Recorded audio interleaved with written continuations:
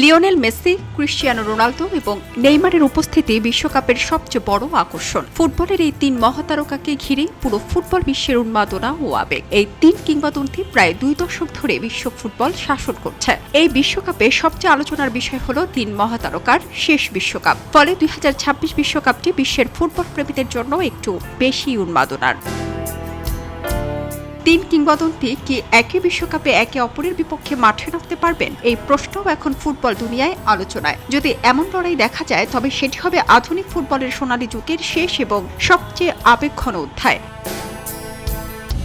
এবারের বিশ্বকাপ শুরু হবে 11 জুন, শেষ হবে 19 জুলাই। নিয়ম অনুযায়ী গ্রুপ পর্বে ব্রাজিল, আর্জেন্টিনা ও পর্তুগাল একে অপরের বিপক্ষে খেলতে পারবে না। ফলে প্রাথমিক পর্বে মেসি, নেইমার ও রোনালদোর মুখোমুখি হওয়ার কোনো সুযোগ নেই। তবে নকআউট পর্বে এসে ড্রয়ের উপর নির্ভর করে এই তিন তারকার মাঠে মুখোমুখি হওয়ার সম্ভাবনা।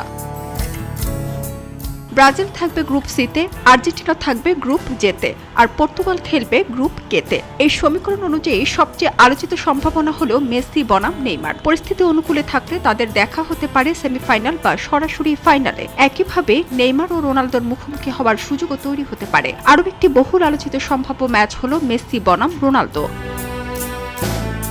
সব মিলিয়ে 2026 বিশ্বকাপ শুধু একটি টুর্নামেন্ট নয়, বরং আধুনিক ফুটবলের তিন কিংবদন্তির সম্ভাব্য শেষ বিশ্বমঞ্চ, যেখানে ভক্তরা অপেক্ষা করছে নতুন ইতিহাস তৈরির মুহূর্তটি দেখবার। সারা জেরিন, খবরের কাগজ, স্পোর্টস। খবরের কাগজ, নিখাত, নির্ভীক, নিরপেক্ষ।